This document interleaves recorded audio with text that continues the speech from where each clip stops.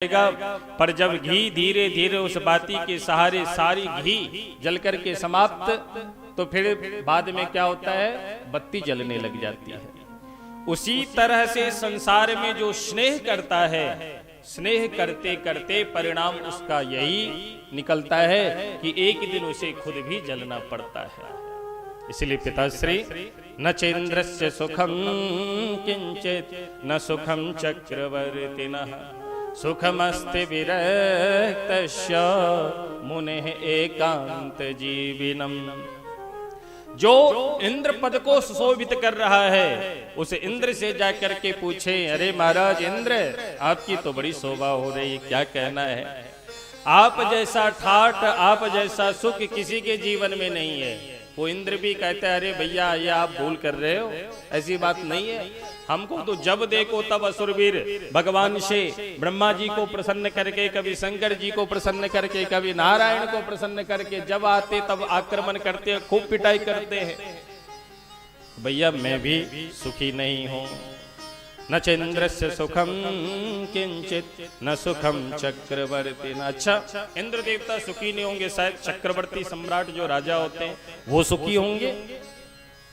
तो चक्रवर्ती सम्राट कहता है कि मैं भी सुखी नहीं हूं। तो सुख कहां है? बहुत अच्छी बात, सुखमस्ति विरक्तस्य मुने एकांत जीविनम। जो विरक्त हो जाए, विरक्त का मतलब वस्तु मात्र में कहीं भी आसक्ति ना हो, और इस तरह से विरत होकर के, संसार से विरत होकर के, पृथक होकर के, एकांत नितांत में बैठ करके जगत के जगदीश आराध्य देव की जो आराधना करता है, भजन करता है, निश्चित रूप से संसार में वही सुखी है, अन्यत्र कोई भी सुखी नहीं है। यह ध्रुव सत्य है। एक संत कहते हैं, इंद्र कहे धनवान सुखी,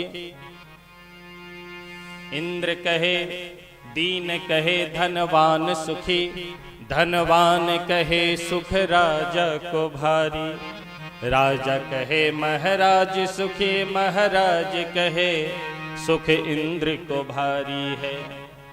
इंद्र कहे चतुरानन सुखी, चतुरानन कहे सुख विष्णु को भारी है। हरि तुलसीदास बिचारी कहे, हरि भजन बिना सब जीव दुखारी है। भैया हरि भजन के बिना सब दुखी है, कोई भी सुखी नहीं है। इसलिए पिताश्री मुंचा ज्ञानम प्रजा रूपम मोहतो नरके गति। यह प्रजा, ये पुत्र में जो आप आसक्ति लगा बैठे हो, मुंच, मुंच मतलब छोड़े, परित्याग करें, इस आसक्ति को हटाएं और श्री हरि का भजन करें। क्योंकि अंधकूपे स्नेह पासे बद्धः पंगुरहं सठः। यह संसार अंधकूप है, स्नेह पास में बंध करके व्यक्ति पंगु बना हुआ है। यह उसकी सठता है कि स्नेह पास में बंध करके संसार को ही सर्वथा और सर्वथा सत्य मान करके इस संसार में रच पच करके इस पांच भौतिक शरीर जो भगवान की बड़ी कृपा से हम सबों के जीवन में मिला है, वह पांच भौतिक शरीर का हम आप परित्याग कर दे रहे थे। इसीलिए पिताश्री ध्यान से सुनिएगा। और गोकर्ण जी महाराज ने यहाँ 3 श्लोक गाए। इसे कहते हैं गोकर्ण गीता। और इस दिव्य गोकर्ण गीता के माध्यम से गोकर्ण जी महाराज ने ऐसा ज्ञान प्रदान किया है कि महाराज आत्मदेव जी के जीवन में वैराग्य हो आया। वह दिव्य ज्ञान क्या है, गोकर्ण गीता क्या है? देहे स्थिमान् सरुधिरे विमतिं त्यजत्वं, जाया सुता दिशु सदा ममतां विमुञ्च, पश्यानिशं जगदिदं क्षणभङ्गुनिष्ठम्, वैराग्य राग्य रसिको भव भक्ति निष्ठः। दूसरा श्लोक, धर्मं भजस्व सततम् त्यज लोक धर्मं सेवस्व साधु पुरुषान् जहि काम तृष्णा अन्यस्य दोष गुण चिंतनमासु मुक्त्वा सेवा कथा रसमोहो नितरां पिबत्वम् सेवा कथा रसमोहो नितरां पिबत्वम्। कहते हैं पिताश्री देहे सीमांस रुदिरे अभिमतिम त्यजत्वम्। यह त्वक चर्म मांस रुधिर मेद मज्जा हड्डी से विनिर्मित जो यह पांच भौतिक शरीर है, इसमें जो हम आप ममत्व कर बैठे हैं, यह शरीर मेरा है। कहते अभिमतिम त्यजत्वम्, इस ममता का परित्याग करें, क्योंकि यह शरीर नाशवान है। और जो वस्तु नाशवान है, जिसपे हमारा वश नहीं है, जिसे हम पकड़ के रख नहीं सकते हैं, उसमें यदि हम ममता किए बैठे हैं तो इससे बड़ी अज्ञानता क्या हो सकती है। इसलिए पिताश्री त्यज, इस ममता का परित्याग करिए कि यह पांच भौतिक शरीर आपका है या आप हो। और जब यह पांच भौतिक शरीर मेरा नहीं, तो इस शरीर से संबंधी जाया सुतादिषु सदा, जाया मतलब पत्नी, पुत्र, धन आदि संसार की सारी वस्तु ले ले। जब यह शरीर ही मेरा नहीं है, तो इस शरीर से संबंधित जितनी भी जो जाया है, जो पुत्र हैं, जो संपत्ति है, क्या वह मेरा है? नहीं है। और ये जो ममता है, कहते ममताम विमुंच, वे उपसर्ग मुंच धातु है। खूब अच्छी तरह से इसका परित्याग करिए पिताश्री। क्यों? क्योंकि पश्यामि समजगदिदं क्षणभंग निष्ठम, क्योंकि यह संसार, इस संसार में जो हम आप है ना, क्षण भंगुर के समान है। भरोसा नहीं, आ जाए कल कहां जाए कोई गारंटी नहीं है। इसीलिए पिताश्री यह क्षण भंगुर शरीर है, इस क्षण भंगुर शरीर का परित्याग, इस क्षण भंगुर शरीर का भरोसा नहीं कब इसका परित्याग करना पड़े। इसीलिए वैराग्य राग्य रसिको भव भक्ति निष्ठा, आप वैराग्य रस के रसिक बन के देखो और भगवान में भक्ति करके देखो क्या सुख मिलता है। संसार का रस लेते लेते आपने जान लिया, समझ लिया कि कितना सुख मिला, कितनी सुखी आप हुए। अब जरा उन रसिकों का संग करके, जो सदैव भगवत रस का ही पान करते रहते, उन रसिकों का संग करो तो देखो क्या आनंद मिलता है। और इन्हीं दो ममता में, ये देह मेरा है और ये सब हमारे हैं, इन्हीं दो ममता के कारण हम आप बंधन में बंधे हुए हैं। कहते हैं कि रमैया की दुल्हनिया ने लूटा संसार। ब्रह्मा लुट गए, विष्णु लुट गए, ब्रह्मा लुट गए, शंकर लुट गए, नारद जी को पड़ी है पछाड़। रमैया की दुल्हनिया ने लूटा है संसार। तो ये रमैया की जो दुल्हनिया है ना, ये संपूर्ण संसार को इस तरह से बांध रखी है, इस नाजवान संसार को ही सत्य मान करके दिन रात इसी में रच पच रहे हैं। किसी की बुद्धि सोने में लगी है कि कितना सोना इकट्ठा करना, किसी की बुद्धि जो है रुपये में लगी है कि मैं कितना बैंक बैलेंस कर ले जाऊं, किसी की बुद्धि जो है धरती में लगी हुई जमीन में कि मैं कितना खेत खलियान बटोर लूं, किसी की बुद्धि अपने शरीर में लगी है कि मैं कितना सुंदर बन जाऊं। महाराज शरीर को सजाने के लिए न जाने क्या काजू किशमिश बादाम क्या क्या स्वर्ण भस्म आदि हम खाते रहते हैं। तो सबकी बुद्धि कहीं न कहीं इस तरह से लगी हुई है कि लाख प्रयत्न करने के बाद भी, लाख दिव्य से दिव्य मधुराति मधुर मंगल में कथा श्रवण करने के बाद भी इस संसार से हमारा वैराग्य नहीं हो पाता है। ये है रमैया की दुल्हनिया ने लूटा है संसार। बोलिए भक्तवत्सल भगवान की जय। तो भव भक्ति निष्ठा, जो वैराग्य रस के रसिक हैं उनके चरणाश्रित होकर के भगवान में निष्ठा करें। और अन्यस्य दोष गुण चिंतन मास मुक्ता सेवा कथा रस मोह नितराम पिबत्वम। बहुत अच्छी बात। अन्यस्य दोष गुण चिंतन मास मुक्ता, हम आप दूसरे के गुण और अवगुण पे विशेष ध्यान देते हैं। गुण पे ध्यान दे या न दे, अवगुण पे तो जरूर ध्यान देते हैं। अरे भले दिन रात माला सटकाता रहता है, पर इसके अंदर तो इतना, ये जो है सबसे बड़ा अवगुण है। ऐसे व्यक्ति का तो दर्शन करना भी दोष है, दूर रहो ऐसे व्यक्ति से। तो अन्यस्य दोष, दूसरे का दोष देखोगे तो आप घृणा कर बैठोगे। इसलिए दूसरे का दोष देखना बंद करें। और दूसरे का यदि आप गुण देखोगे तो आप आसक्ति कर बैठोगे।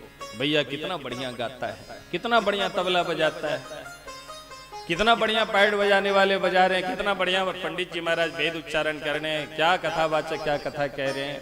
तो यदि आपने उनके अंदर गुण को देखा तो आसक्ति कर बैठोगे। और कहीं आसक्ति करने के बाद वो व्यक्ति कहीं पाखंडी निकला तो सारा का सारा लूट करके ले जाएगा।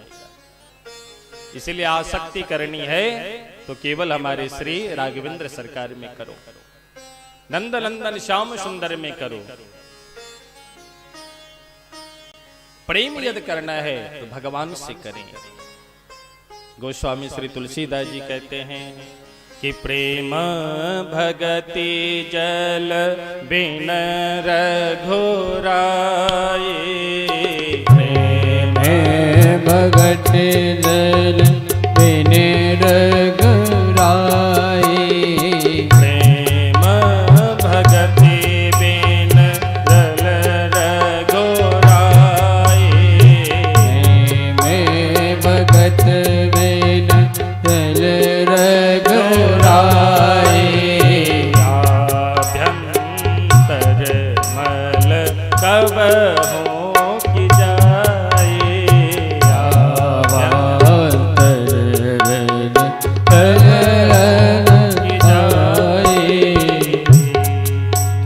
देखिए मुझे गाना नहीं आता है, हाँ सच्ची बात बता दे रहा हूँ, पर जैसे भी गा रहा हूँ हरि की कथा है। और ये नन्हा सा बालक आपके सामने बैठा हुआ है, तो जो बालक कह तो तरी बाता, इसी भाव के साथ मैं आपके समक्ष उपस्थित हूँ।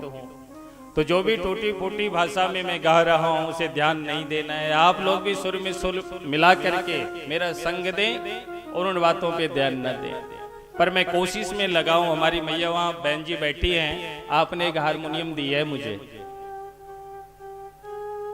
और जब मैं विद्यार्थी लाइफ में था तो मेरे पास इतनी क्षमता नहीं कि बढ़िया हारमोनियम लेके मैं हारमोनियम सीख ले जाऊं। किसी तरह से यहाँ पढ़ा लिखा, बहुत कष्ट झेला। एक दिन का जो सबक मिलता था महाराज जी की ओर से, हमारे गुरु जी की ओर से, कि भाई ये तुम्हें याद करके सुनाना है, और यदि याद करके न सुना पाए लड़कपन की अवस्था में तो गुरु जी एक दिन नहीं, एक बार यदि न सुना पाए, क्योंकि कई बार गलती कर चुके थे, तो एक बार ना सुना पाए तो 7 दिन तक बोलते थे 1 हफ्ता भोजन बंद करूंगा तुम्हारा। मैं उस दिन चर्चा कर रहा था, और जब 7 दिन तक महाराज जी भोजन कर देते थे बंद, तो हम लोग तो एकदम त्राहिमाम स्थिति में आ जाते थे। तो रात्रि में चुपके से उठ करके, और जिस ड्रम में भंडार घर में, महाराज जी सच्ची घटना बता रहा हूं, भंडार घर में जहाँ गेहूं चावल रखे होते थे वहां से गेहूं निकाल लाते थे हम लोग, 1 किलो 2 किलो जितना हो पावे, जितना खा लूंगा, और ले आते थे। और उसको जो है रात्रि में 1:30-2 बजे रात में जो है रसोई घर में आकर के बहुत धीरे से कुंडी खोलते थे, कहीं आवाज ना हो जाए छटपट की, और फिर गेहूं भूंगते थे। अब गेहूं भूंगे तो पलटा से भूंगे या चम्मच से भूंगे तो आवाज होगी, तो उस गेहूं में बुद्धि तो थी ही, तो उस चम्मच में या पलटा में कपड़ा लपेट देते थे कि कढ़ाई में लगने के बाद आवाज ना हो। और फिर भूज भूज के किसी तरह से भूजते थे, फिर सरसों तेल बढ़िया अचार रखे रहते थे, घर से व्यवस्था बनी रहती थी, और हरा मिर्चा खूब चटपटा चटपटा करके खाते थे और जी भर के पानी पीते थे, तब सो जाते थे। करो गुरुजी भोजन बंद, देखते हैं कितना दिन तक आप चलते हो। और यहाँ कभी कभी भोजन बंद हो जाया करता था। तुम्हारे मित्र हैं पवन जी, पवन जी के यहाँ हम लोग कई दिन भोजन करने के लिए जाते थे, और पवन से कहते थे, पवन भैया यार एक दिन भोजन करा दो, 3 दिन बीत गए, चावल दाल सब्जी रोटी नहीं खाया हो। तो बेचारे पवन की भी बहुत अच्छी स्थिति नहीं थी, तो पवन भैया कहते थे, भैया चिंता नहीं करिए, मिलेगी भोजन आपको। तो चुपके से वहाँ भोजन बनता और हम लोग 2-3 विद्यार्थी मिलकर के जाते, उस दिन खूब जम करके छक करके खाते, और कहते थे, पवन भैया आज तुम नहीं होते तो हम लोग मर जाते।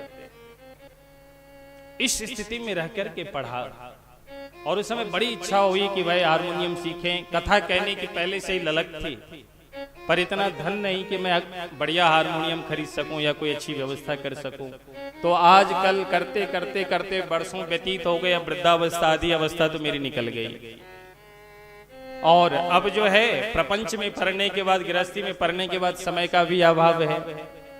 पर भगवान की कृपा है, जाको राखे साइया मार सके ना कोई, तो इनकी इच्छा है, रास्ता प्रशस्त कर रहे हैं। बहन जी ने हारमोनियम दे दी, और महाराज जी बोले ऊपर मकान बन रहा है ना, यहीं आकर के बैठ करके हारमोनियम सीखना। हमने कहा ठीक है महाराज जी। तो हारमोनियम मुझे मिल गई है, और जगह भी मुझे मिल गया है, घर छोड़ करके यहाँ आकर के मुझे सीखना है। बस ठाकुर जी कृपा करे, उनकी कृपा बनी रहे, तो एक दिन खूब अच्छा मैं गा के भी आप लोगों को सुनाऊंगा, इसमें संशय नहीं है। प्रेम से बोलिए भक्तवत्सल भगवान की जय। तो अन्यस्य दोष गुण चिंतन माश मुक्त्वा, दूसरे के गुण और अवगुण देखना छोड़ दें, और सेवा कथा रस मोह नितराम पिबत्वम, जो सदैव अपने कानों से दिव्य भगवान की मंगलमय कथा रस का ही पान करते रहते हैं। हे पिताश्री, उनके चरणाश्रित होकर के श्री हरि का भजन करो। ऐसा दिव्य ज्ञान दिया, और जब यह दिव्य ज्ञान दिया तो कहते गृहम विहाय, उसी समय आत्मदेव जी के हृदय में वैराग्य आया, और गृहम विहाय, घर का परित्याग करके निर्जन वन में जाकर के संतों का संग करते हुए, नियतम दशमस्य पाठात, नियम पूर्वक श्रीमद् भागवत के 10वें स्कंद का पाठ करते हुए आपने एक दिन अपने शरीर का परित्याग किया और भगवत धाम को प्राप्त कर लिया। यद्यपि मृषा छोटत कठिन आई, जड़ चेतन है ग्रंथि पर जाई। यह मृषा बहुत ही कठिनाई से छूटती है, और पर संतों की कृपा यदि हो जाए तो व्यक्ति ममता से कठिन ममता से, भयंकर ममता से वह पार हो सकता है, इसमें संशय नहीं है। आत्मदेव जी का कल्याण हो गया, पर धुंधकारी का उत्तरोत्तर दुर्व्यवहार बढ़ता ही चला गया, और धीरे धीरे अपनी माँ को भी सताना प्रारंभ किया। माँ भी बड़ी दुखी हो गई, और अंत में माँ ने क्या किया, अंधकूप में जाकर के अर्धरात्रि में कूद करके अपने शरीर को समाप्त कर लिया, अपनी जीवन लीला को शांत कर दी, और अब यह स्वतंत्र हो गया। गोकर्ण जी महाराज ने देखा पिता दुखी होके चले गए, माँ भी अपने शरीर का परित्याग कर दिया, भैया का भरोसा नहीं है, हमारे साथ भी क्या दुर्व्यवहार करें, तो आपने भी तीर्थ जाने के बहाने घर छोड़ करके तीर्थाटन करने चले गए गोकर्ण जी महाराज। अब यह बचा अकेला परम स्वतंत्र ना सिर पर को। तो इसने क्या किया, 5 गणिकाओं को, वेश्याओं को साथ किया और संग में रहने लगा, लूटपाट करता, खूब धन हरण करके लाता। एक दिन राज्य कोष में इसने चोरी करी, और अनेकों रत्न के अंबार आभूषण आदि ला करके जब उन गणिकाओं के समक्ष खोला अर्धरात्रि में, तो 5 गणिका विचार करने लगी। पहले तो बहुत प्रसन्न हुई, पर विचार करने लगी कि राज्य के कोष में इसने चोरी की है, डाका दी है, तो आज न कल ये पकड़ा जाएगा, तो क्यों ना। और जब ये पकड़ा जाएगा, सूली पे चढ़ेगा, तो चढ़ते चढ़ते यदि इसने हम सबों का नाम ले लिया तो हम सब भी मारी जाएंगे, इसीलिए हम सब मिलकर के इसे समाप्त कर देते हैं। तो 5 वेश्याओं ने मिलकर के बड़े प्रेम पूर्वक पहले तो उसे मदिरा पान करा दी, और जब मदिरा पान करके मस्त हो गया तो खटिये से लिटा करके रस्सी से हाथ पैर बांध दी, और महाराज रस्सी लेकर के गले में फंसा करके किधर से खींचती है किधर से खींचती है, तो गला अवरुद्ध होने से रस्सी के कारण चीख पड़ा, चिल्ला पड़ा। एक वेश्या दौड़ करके गई और जलती हुई लकड़ी अंगार ला करके मुंह में ठूस ठूस करके मारना प्रारंभ कर दी। सनकादि ऋषि कहते हैं कि तप्तांगार समूहांश तन्मुखे ही विचिक्षिपो अग्निज्वालाति दुःखेन व्याकुलो निधनम गतः। उस भयंकर अग्नि ज्वाला को सहन न कर सका और अपने शरीर का परित्याग कर दिया। धुंधकार इस तरह से मारा गया। तो महाराज अर्धरात्रि में उन पांचों वेश्याओं ने घर में ही गड्ढा खोद करके शरीर को मिट्टी में दबा करके और वहां से चुपचाप प्रस्थान कर गई।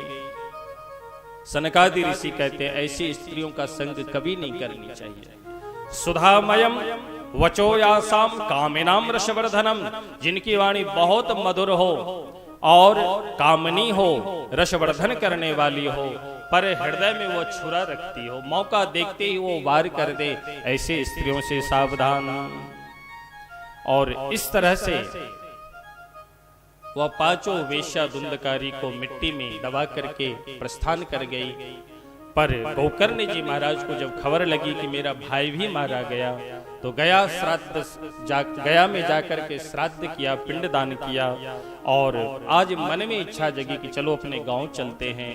गोकर्ण जी महाराज अपने गांव आए तो सभी गांव वासियों ने जब देखा कि गोकर्ण जी आए तो सभी आज जुड़ के निवेदन कर रहे हैं आप हमारे यहाँ चलिए, तो हमारे यहाँ चलिए। पर गोकर्ण जी महाराज ने कहा नहीं नहीं, मैं किसी के यहाँ नहीं जाऊंगा, मैं तो अपने घर में जाकर के विश्राम करूंगा। और ऐसा कह करके गोकर्ण जी महाराज अपने घर आते हैं। महाराज अनेकों वनस्पतियां, घास, वृक्ष, पौधे आदि घर आंगन में उगाए हैं। मकड़े जो है बड़ी बड़ी जालाएं लगा रखी है, पर किसी तरह से अपने कंबल के सहारे कोने को साफ किया और विश्राम करने लग गए। पर अर्धरात्रि में ही आपने भयंकर स्वप्न देखा, और उस भयंकर स्वप्न में देखा कि कभी धो धो करके अग्नि जल उठती है। जलती हुई अग्नि कभी भैंसे का रूप धारण कर लेता, कभी सांड का रूप धारण कर लेता, कभी भेड़ का रूप धारण कर लेता। इस विचित्र स्थिति को देख करके महाराज गोकर्ण जी महाराज आश्चर्यचकित हो गए। हाथों में जल्लिया मंत्र से अभिमंत्रित कर जैसे ही उस प्रेत के मुख पे फेंका, गोकर्ण जी महाराज ने पूछा कि कस्तम तुम कौन हो? तो उत्तर दिया अहम भ्राता त्वदीयोस्मि धुंधकारीति नामतः स्वकीयेनैव दोषेण ब्रह्मत्वं नाशितं मया। हे भैया, अहम भ्राता त्वदीयोस्मि, मैं आपका ही भाई हूं, मेरा नाम धुंधकारी है। स्वकीयेनैव दोषेण, मैं अपने दोष के कारण ही, अपने पाप के कारण ही ब्राह्मण कुल में जन्म लेने के बाद भी मैंने इतने पाप किए, परिणाम स्वरूप में प्रेत योनि में भटक रहा। गोकर्ण जी महाराज ने कहा कि आप ऐसे कितने पाप किए जिसका परिणाम आप प्रेत योनि में भटक रहे हो? धुंधकारी ने कहा कर्मणो नास्ति संख्या में महाज्ञाने विवर्तिनः। मैंने कितने बुरे कर्म किए उसकी संख्या नहीं है, अनेक हमने बुरे कर्म किए हैं। अतः अब मुझे भूख लगती है, खाने की बहुत इच्छा होती है, जंगलों में एक से एक सुंदर सुंदर फल लगे हुए हैं, पर मैं खा नहीं पाता हूँ। केवल वाताहारेण जीवामि, वाताहारेण मतलब हवा पी करके अपना जीवन यापन कर रहा हूँ। भैया, इस प्रेत योनि में पड़ करके मैं अत्यंत दुखी हूँ, बहुत कष्ट पा रहा हूँ। अब आप कृपा करो, क्योंकि आप कृपा के सागर हो। अहो बंधो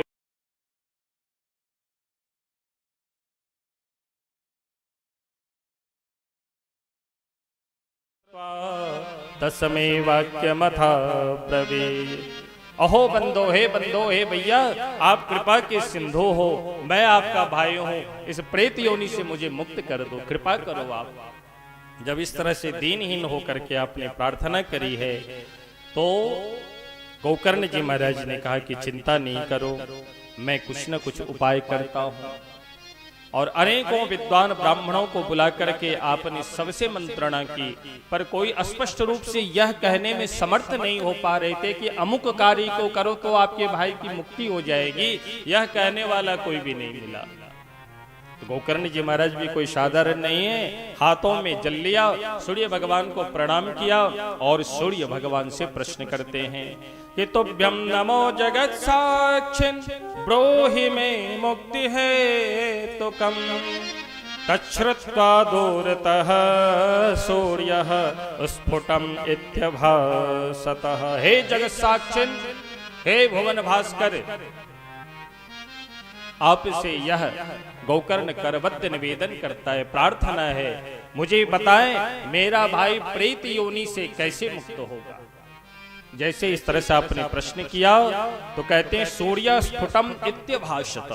सूर्य नारायण भगवान बोल पड़े, बोले गोकर्ण जी, श्रीमद् भागवतान् मुक्ति है।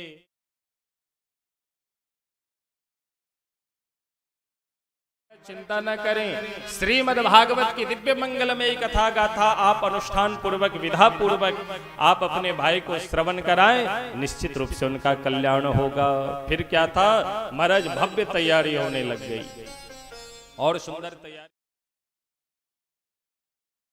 स्वयं गोकर्ण जी महाराज विराजमान हुए।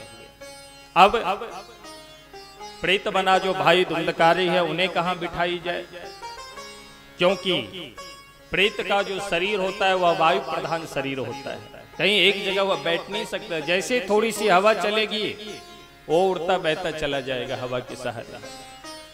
तो युक्ति निकाली, क्या कहते हैं, एक 7 गांठ की बांस को स्थापित कर उसमें छिद्र कर दिया और आवाहन किया। कहते हैं बांस में वो चुंबकीय गुण होता है जो प्रेतों को अपनी ओर खींचे रहता है। कभी भी आंधी तूफान बहुत भयंकर से भयंकर आवे, प्रेत जाकर के भूत प्रेत आदि बांस का सहारा लेकर के बैठ जाता है, उसमें उसकी सुरक्षा हो जाती है। इसीलिए कहते हैं कि बांसों को अपने घर के आगे पीछे आसपास में नहीं लगानी चाहिए।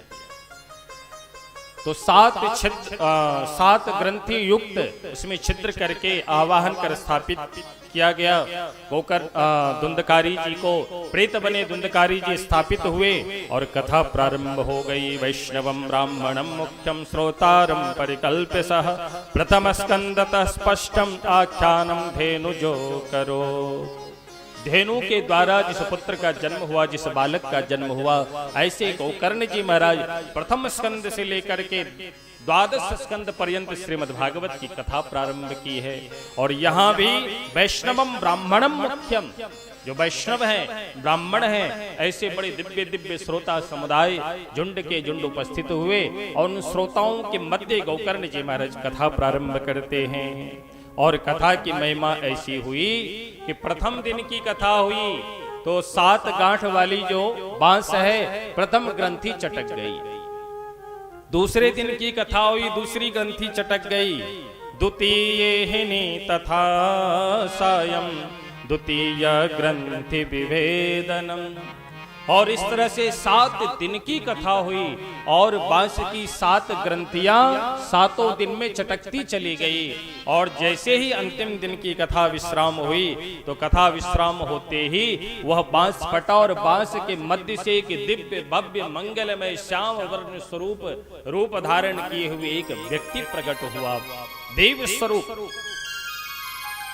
दिव्य रूप धरो जाता तुलसी दाम मंडितः पीतवासा घन श्यामो मुकुटे कुंडलान्वितः। दिव्य रूप धारण किया, तुलसी की दिव्य माला पहने हुए हैं और घनश्याम श्याम वर्ण है इनका, इनकी अंग कांति। सुंदर मुकुट कानों में कुंडल धारण किए हुए हैं, उस श्याम वर्ण के ऊपर पीतांबर धारण किए हुए हैं। अद्भुत शोभा हो रही है। ऐसे दिव्य भव्य महापुरुष को देखा। कौन? गोकर्ण जी महाराज तो एक पल के लिए आश्चर्यचकित हो गए कि ये कौन। पूछा कि भैया कौन हो आप, अपना परिचय दो। तो आपने परिचय दिया कि भैया मैं आपका ही भ्राता हूं धुंधकारी। श्रीमद् भागवत की ऐसी कृपा हुई, मैं प्रेत योनि में अनंत अनंत कष्ट को प्राप्त कर रहा था, पर आपकी कृपा से जैसे ही मैं भागवत भगवान की मंगलमय कथा को श्रवण करी तो श्रवण करते ही प्रेत योनि से मुक्त होकर के मैं से दिव्य योनि को प्राप्त हो गया हूं, दिव्य शरीर को मैंने प्राप्त कर लिया है।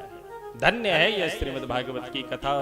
धन्या भागवती वार्ता प्रेत पीडा विनाशिनी सप्ताहोऽपि तथा धन्यः कृष्ण लोक फल प्रदः। धन्य है श्रीमद् भागवत की कथा जिसके श्रवण करने मात्र से प्रेत पीडा विनाशिनी, प्रेत योनि से मैं मुक्त हो गया। सप्ताहोऽपि तथा धन्यः, यह सप्ताह भी धन्य है। इस सप्ताह का आश्रय लेने मात्र से कृष्ण लोक फल प्रदः, कृष्ण लोक को प्रदान कर देती है। और इतना ही नहीं, जब व्यक्ति मन में विचार कर लेता है कि मैं भागवत जी की श्रवण करूंगा, तो इसके जन्म जन्मांतरों के, युग युगांतरों के, कल्प कल्पांतरों के जो पाप पुंज होते हैं, वो समस्त पाप पुंज थर थर कांपने लगते हैं। कंपन्ते सर्व पापानि सप्ताह श्रवणे स्थिते। सप्ताह श्रवण करूंगा ऐसा जीव संकल्प लेता है तो कई जन्मों के जो पाप संचित पाप हैं वो सब भयभीत होने लगते हैं कि भैया अब सिंह रूपी भागवत हमारे सम्मुख आने वाले हैं, अब हम सब का निश्चित रूप से विनाश होना है। बोलिए भागवत भगवान की जय। और इस तरह से भागवत की बड़ी महिमा गाई है। और इस तरह से महाराज सनक सनंदन सनातन सनत कुमार कहते हैं नारद जी से कि नारद जी, आकाश मार्ग से दिव्य पुष्पक विमान हरि पार्षद नंद सुनंद आए हैं और दिव्य मंत्रोच्चारण करते हुए धुंधकारी जी का स्वागत कर पुष्पक विमान में आरूढ़ कर जैसे ही चलने को उद्यत हुए हैं तो गोकर्ण जी महाराज ने रोका और रोक करके आपने प्रश्न किया है। क्या प्रश्न किया है? अत्रैव बहवः सन्ति श्रोतारो मम निर्मलाः आनितानि विमानानि न तेषां युगपत्तुतः। अत्रैव बहवः सन्ति, यहाँ पे एक श्रोता नहीं अनेकों श्रोता हैं, सबने कथा सुनी प्रेम पूर्वक, तो विमान सबके लिए आनी चाहिए थी ना, पर विमान एक ही क्यों? हमारे इन प्रश्नों का उत्तर देते हुए आप जाएं। हरि पार्षद बड़े प्रसन्न हुए और बोले गोकर्ण जी महाराज आपका प्रश्न बड़ा ही उत्तम है, बहुत अच्छा प्रश्न किया है आपने, पर कथा श्रवण करने में भेद हुआ है, इसलिए फल में भी भेद हुआ है। कई लोग कथा सुनने तो आते हैं, कथा सुनते सुनते कई लोग निद्रा की समाधि में चले जाते हैं। कई लोग तो कहते हैं और जगह नींद आए ना आए और जगह सोने के लिए नींद की गोली खानी पड़ती है, पर कथा में जैसे आओ वैसे निद्रा महारानी सवार हो जाती है, समाधि लग जाती है। कई लोग कहते हैं कि भाई कथा में आए, पर व्यास जी कथा तो कह रहे हैं पर थोड़ी कमी है इनके अंदर, बस वो व्यास जी का नाप तोल करने आते हैं। कई लोग आते हैं कि भाई कथा तो हो रही ठीक है, सब ठीक ठाक है, पर यहाँ का देखें साज आवाज मंच की व्यवस्था क्या है, यहाँ की जो है टेंट वेंट की व्यवस्था क्या है, इन बातों को देखने के लिए आते हैं। कई लोग मैंने देखा आएंगे तो कथा कम सुनेंगे पर चारों ओर बार बार नजर घुमा घुमा करके देखेंगे, साउंड वाला कैसा है, तबला वाला कैसा है, गाने वाला कैसा है, हमारे पंडित जी कैसे हैं, पता नहीं कहाँ कहाँ उनकी दृष्टि जाती है। कई लोग तो इस कारण से आते हैं कि व्यास जी कथा कह रहे हैं, चलो अच्छी बात है, पर ये पता नहीं जब से बैठे तब से बस कथा ही कथा कहते जा रहे हैं, भजन गाते ही नहीं है, भजन कब गाएंगे। तो सब अपनी अपनी बुद्धि को लेकर के आते हैं और अपनी अपनी सोच रखते हैं कथा में, जिसका परिणाम होता है श्रवणस्य विभेदेन फल भेदोत्र संस्थितः। कथा श्रवण तो सब करते हैं, पर कथा श्रवण करने की जो विधि है उस विधि को केवल धुंधकार जी ने ही अपनाई है, इसीलिए केवल धुंधकारी के लिए ही अब पुष्पक विमान का आना हुआ, अन्यत्र किसी के लिए नहीं। अदृढ़ं च हतं ज्ञानं प्रमादेन हतं श्रुतं संदिग्धो हि हतो मंत्रो व्यग्रचित्तो हतो जपः। कहते अदृढ़ं च हतं ज्ञानम, जिसके अंदर दृढ़ता नहीं होती है उसके अंदर ज्ञान नहीं टिकता है। और प्रमादेन हतं श्रुतम, प्रमाद पूर्वक, महाराज जी को प्रणाम, आलस्य पूर्वक जो कथा श्रवण करता है, कथा उसका कल्याण नहीं करती है। कथा आपने भले ही सुन लिया, यदि आलस्य पूर्वक आप ठीक है बैठे हैं क्या करूं, अब आ गए तो आधा एक घंटा बैठ ही लेते हैं, सुन ही लेते हैं, या फिर मैं आयोजन करा रही हूं या करा रहा हूं तो करूं क्या, मैं ही आयोजन करता हूं तो कथा तो सुननी है, चलो जेन केन प्रकारेण सुन ही लेता हूं या लेती हूं। तो इसी को कहते हैं प्रमाद। प्रमाद पूर्वक यदि कथा सुनी जाए तो उस कथा से भी कल्याण होने वाला नहीं। संदिग्धो हि हतो मंत्रो, और मंत्र में यदि आपका विश्वास नहीं है, मंत्र के प्रति यदि अज्ञानता है आपके अंदर, तो उस मंत्र से भी आपका कल्याण होने वाला नहीं। और व्यग्र चित्तो हतो जपः, आप भगवान नाम जाप कर रहे हैं या मंत्र आदि का जाप कर रहे हैं, तो व्यग्र चित्त होकर के यदि आप जाप करते हैं तो उसका भी फल मिलने वाला नहीं है। पर गोकर्ण जी महाराज से हरि पार्षद कहते हैं कि आपके जो भैया है ना धुंधकारी जी, इन्होंने किस तरह से कथा सुनी वह भी आप श्रवण करें। सप्तरात्रम उपोष्यैव प्रेतेन श्रवणम कृतम। यह प्रेत तो भले ही है, पर प्रेत अवस्था में भी इस बांस के छिद्र में बैठ करके सप्तरात्रम उपोष्यैव, 7 दिन तक निराधार होकर के इसने कथा श्रवण करी। जब तक कथा होती है तब तक आंखों से अश्रुपात करता हुआ कथा श्रवण करता है, कानों से श्रवण करके हृदय